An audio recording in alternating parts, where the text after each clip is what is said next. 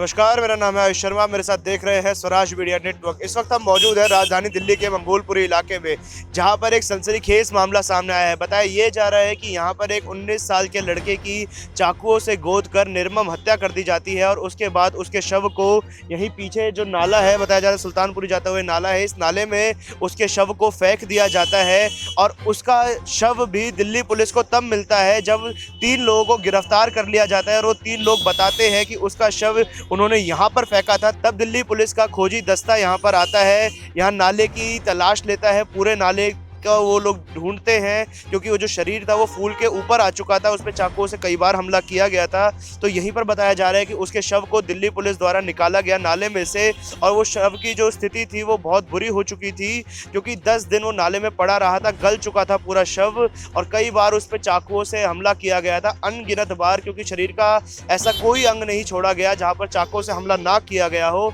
और बताया जा रहा है कि एक बहुत ही मामूली विवाद था जिसके चलते हत्या कर दी गई। परंतु जो बड़ी चीज सामने ये आ रही है कि मंगोलपुरी में आए दिन इस प्रकार से चाकुओं से गोद कर जो निर्मम हत्याएं की जा रही हैं, तो कहीं ना कहीं कटघरे में दिल्ली पुलिस भी आकर खड़ी होती है कि आखिर क्यों इन आपराधिक मामलों पर लगाम नहीं लग रही। खैर, इसका पूरा वाक्य क्या है, जो जिस घटना को लेकर अभी हम यहाँ पर मौजूद है, जिस लेकर हम संतोष बताया जा रहा है, उसके परिवार के पास हम जाएंगे और पूरा वाक्य जानेंगे कि क्या कुछ हुआ था जिसके चलते उनके लड़के की इतनी बेरहमी से हत्या कर दी गई। इस वक्त हमारे साथ संतोष की माताजी मौजूद है। माताजी, क्या कुछ वाक्य हुआ था उस वक्त? मेरा बच्चा खाना वाना खा के रात के 10:30 बजे कपड़े चेंज करके सोने जा रहा था। लड़के क्या ना इधर प्लानिंग बना रहे थे। फिर एक लड़का उसमें से मेरे दोस्त को जावेद का नाम का वो लेके गया। उसके बाद उधर गया, उधर से पता नहीं कहाँ ले गया। मैंने फ़ोन करा, कह रहा बर्थडे में आया हूँ। बर्थडे से उसने 12 बजे के बाद फ़ोन नहीं उठाया। किसके बर्थडे में गए थे, कुछ बताया था? ये नहीं बताया था। वैसे इतना ही पीछे गली में हूँ, मम्मी अभी आ रहा हूँ मैं थोड़ी देर में, 5 मिनट में, 2 मिनट में। मैंने कहा अब आ जा बेटा, कह रहा अभी आ रहा हूँ, अभी आ रहा हूँ। फिर तो आया ही नहीं मेरा बच्चा। हमें इंसाफ चाहिए, हमारे बच्चे के बदले मौत चाहिए, उनके फांसी चाहिए बस। कितने लोग थे मैडम? 4 लोग थे। चारों को जानते हैं आप? हाँ। क्या क्या नाम थे? प्रिंस, पारस, जावेद, हर्षु। अच्छा, मौलाना जावेद आए। जावेद आया था। तो बाकी 3 कहाँ मिले? 3 तो उधर कह रहे गुजरात में मिले हुए हैं, वहाँ से पकड़ के लिया है। फिर उनको बच्चों को इधर लिया है, तो कह रहे सुल्तानपुरी नाले के पास उन्होंने चाकू मारी मेरे बच्चों को। फिर उन्होंने नाले में डाल दिया। उसके बाद ही यही निकलवा के लाए। फिर तो मुझे पता ही नहीं है क्या करा क्या नहीं करा। कुछ पहले बताया था इस प्रकार से कोई दुश्मनी चलती आ रही हो? यूँ कह रहे थे जैकेट के पीछे पता नहीं क्या दिन में हुआ था क्या नहीं। बाद में बच्चे बता रहे कि हमारे लड़के की जैकेट एक लड़के ने ले रखी थी, वो मांगने लग गए। उसके बाद कह रहा जैकेट नहीं दी। फिर मेरे लड़के को इधर उधर घुमाते रहे। फिर उसको गुस्सा आया, चाटा वाटा मार दिया होगा। इतने में उन्होंने प्लान बना के मेरे बच्चे को ले गए। चाकू से हमला किया गया? चाकू से हमला करे। बताइए मैडम, आप क्या लगते हैं उनकी? मैं संतोष की बहन हूँ। क्या नाम है मैडम आपका? मेरा नाम माधुरी है सर। बताइए क्या कुछ वाक्य हुआ था? सर मेरा भाई संतोष है, जो वो अपने मतलब घर में था। लड़कों ने पहले हमें बताया कि दिन में कोई बहसबाजी हुई थी किसी जैकेट के पीछे।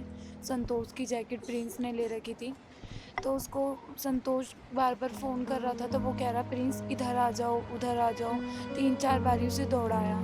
तो लास्ट में जब एक जगह पे वो मिला तो संतोष को गुस्सा आ गया, उसने झाटा मार दिया। तो इसी बात पे गाली गलौज हुआ, बहसबाजी जो भी हुई उनके बीच में। हमें पूरी बात नहीं पता है। लड़कों ने जो जो हमें आसपास के बच्चों ने बताया वही हमें पता है। फिर उस बहस के बाद सब बच्चों ने मिलकर उसको सॉल्व कराया कि चलो कोई बात नहीं, जो छोटी सी बात थी वो यहीं पे ख़त्म करते हैं। उसके बाद संतोष घर आया, उसने खाना खाया, सब कुछ किया, मम्मी को बाज़ार से सामान ला कर दिया, और फिर वो सोने ही जा रहा था। उसे एक कॉल आता है, तो उसे एक पीसीओ से भी कॉल आता है। वो बाद में हमें अभी कुछ दिन पता चला है कि उसे एक पीसीओ से भी कॉल आया है। जैसे ही वो बाहर गया टी-शर्ट में, तो जावेद जो लड़का है वो गली में ही खड़ा हुआ था हमारी। तो उसने जैकेट पहने, जैसे ही संतोष अंदर आया तो मम्मी ने बोला कहाँ जा रहा है, तो कह रहा मम्मी 2 मिनट में आ रहा हूँ। तो एक वीडियो में देखा गया है कि जावेद ना मेरे भाई को गली से लेकर गया है रोड पे। तो बाहर वेट करते हैं पारस, हर्षु और प्रिंस, ये तीनों बाहर वेट कर रहे होते हैं और जावेद लेके जाता है।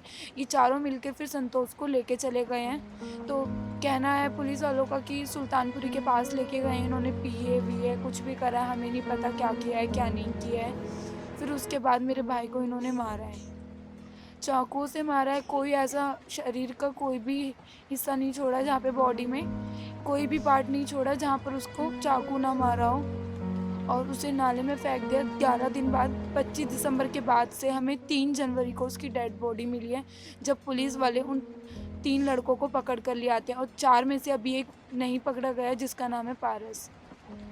आपको पता कैसे चला था इस बारे में कि ऐसे हत्या कर दी गई है, कि पहले से ही आशंका थी कुछ? सर आशंका नहीं थी, क्योंकि हमने गली में एक वीडियो देखा था जिसमें वीडियो में 4 लड़के जो है वो प्लानिंग बना रहे थे उसमें, और एक राहुल नाम का लड़का हमारी गली में रहता है वो भी उस प्लानिंग में शामिल था। क्योंकि उस वीडियो से साफ पता चल रहा है कि वो लोग कुछ प्लान बना रहे हैं। कोई भी वो वीडियो देखेगा उस वीडियो से पता चल जाएगा कुछ ना कुछ प्लान बन रहा है। फिर उसके बाद जब मैं अगले दिन 25 दिसंबर के बाद से जब मेरा भाई मिसिंग हुआ, मैं अगले दिन सुबह ढूंढने गई तो मैं प्रिंस के घर पे गई थी। तो प्रिंस की बहन मिली, तो उससे मैंने पूछा, उसकी बहन का नाम नेहा है, उसकी बहन से मैंने पूछा कि प्रिंस कहाँ है। तो वो कह रही है दीदी मेरा भाई आया था रात को और 4 लड़के आए थे उसके साथ, मतलब वो चारों थे, प्रिंस, हर्षु, पारस। तो कह रही दीदी उससे ना कुछ गलत काम हो गया है, इसलिए मम्मी ने उसे पैसे दे के गाँव भेज दिया है। और जब उसकी मम्मी से पूछा गया है तो उसकी मम्मी कहती है, और मैंने प्रिंस को कॉल किया है तो प्रिंस कह रहा है मेरी नानी मर गई है इसलिए मैं गाँव जा रहा हूँ। तो मैंने बोला कि तेरे साथ संतोष है, तो उसने बोला, साफ मना कर दिया मेरा फ़ोन उठाते ही कि नहीं। 26 तारीख उसका फ़ोन ऑन था, 26 की रात से उसने अपना फ़ोन फिर ऑफ़ कर लिया, उसका फिर फ़ोन ही। मैंने पुलिस स्टेशन में गई, मैंने कंप्लेंट किया, मैंने उसको बोला, वो उसकी बहन नेहा से बात कराई तो वो फ़ोन पे मुझे ये उस अपनी बहन को ये बोल रहा है, मैंने रिकॉर्डिंग ऑन कर दी थी फ़ोन में, अपनी बहन को ये कहता है कि अपना सर फाड़ ले और इसकी कंप्लेंट कर दे, मतलब मेरी कंप्लेंट वो उल्टा कर दे, अपना सर फाड़ ले। और जो जावेद नाम का जो लड़का है उसका भाई मुझे कहता है आप अपनी कंप्लेंट वापस कर लो, जिस दिन मैंने फर्स्ट डे कंप्लेंट कराई थी। कंप्लेंट वापस लेने का दबाव बनाया जा रहा था आपके ऊपर? जी सर, उसने मुझे बोला था कि आप अपनी कंप्लेंट वापस कर लो, और मैंने ज़्यादा पूछने लगी तो जो पुलिस स्टेशन में जो सर है ना वो हमारे साथ आए थे, तो उन्होंने बोला आप ही कार्रवाई कर लो या हम कर लें। उन्होंने उससे मेरे से पूछने भी नहीं दिया। और हमारा जो केस मतलब था जो भी, वो 4 दिन तक तो उन्होंने कुछ काम नहीं किया। जब 5वें दिन पे जब किसी और के हाथ में हमारा केस गया तब जाके हमारा काम स्टार्ट हुआ है, तब जाके पुलिस ने कल ढूंढा है उन लोगों को। शव किस दिन मिला था? हाँ जी, शव भी कल ही मिला था? कल ही उन लोगों को लेकर आए हैं, और कल ही मेरे भाई को उसकी डेड बॉडी मिली है हमें। और जब से 25 तारीख से लेके 3 तारीख तक वो नाले में ही था, उन्होंने नाले में फेंका उसे। आप बता दीजिए, जो उसकी बहन नेहा है उसने कहा कि मेरे भाई से कुछ गलत काम हो गया। हाँ जी सर, वो बोला है उसने ऐसा? हाँ जी सर, उसने 2 लड़कों के सामने मेरे सामने बोला, लेकिन बाद में वो बदल गई।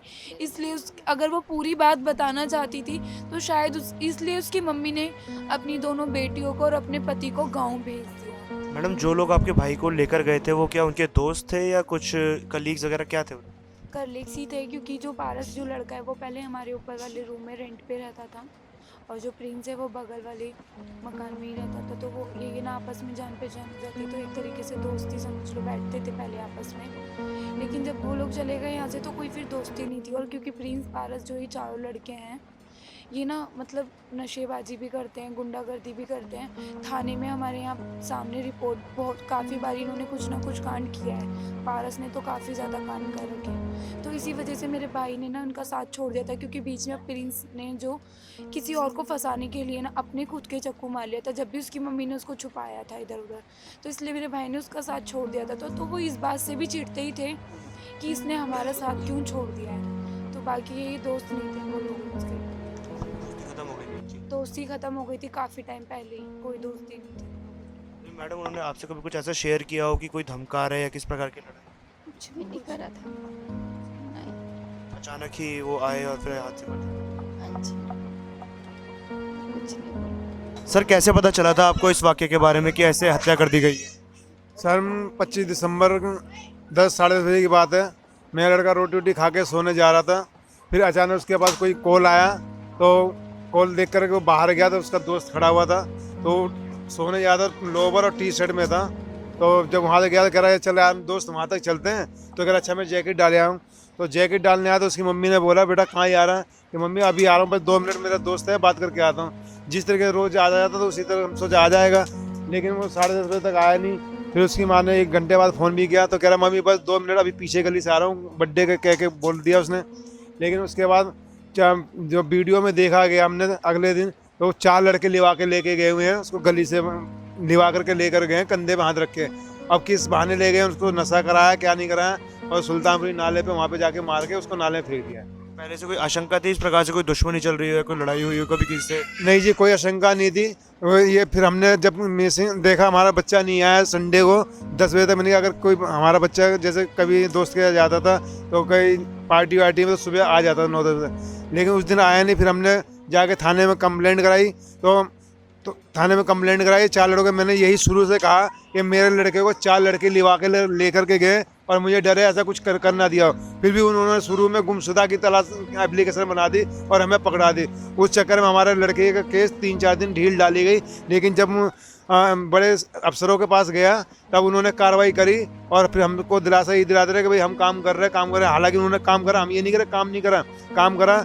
मैं उन बच्चों को गिरफ्तार कर, लेकिन में से 4 में से 3 ही गिरफ्तार हुए हैं, प्रिंस और जावेद और हर्षु, ये 3 गिरफ्तार हुए हैं। चौथा पारस फरार है, वो अभी तक पकड़ा नहीं गया। लेकिन उन तीनों को थाने में ला करके जब उनके हथकड़ी लगा के लेके गए कि भाई तुमने बच्चे के साथ क्या किया, तो जिस जगह पे मारा था उस जगह पे लेके गए सुल्तानपुरी थाने के पास, चर्च के पास।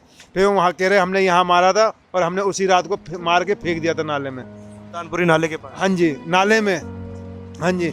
तो जब हम लोग को पता चला तब उन्होंने अपने पुलिस कार्रवाई करके गोताखोरों मिला के डेड बॉडी निकाली। हम थाने के अंदर थे, हमें जब पता नहीं था यहाँ पे क्या काम चल रहा है।